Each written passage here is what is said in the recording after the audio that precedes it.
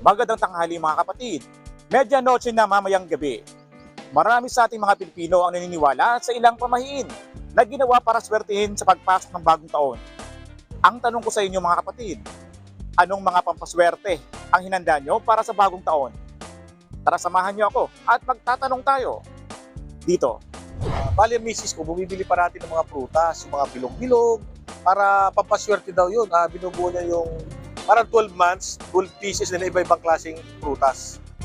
Yung mga prutas na bilog, mansanas, peras, at saka ubas. Yun lang po. Yun yung orange at saka apple po, saka yung kopyang ipas. Yun lang po, sir. Ay, yung usual na hinahanda ng mama ko, nagre-ready kami ng bigas, tapos may tigwa 1K sa paligid. 12 na 1K. Oh, 12 na 1K. Tapos meron din siya sa gitna, tapos may 7 ba? 7 na pruta sa paligid.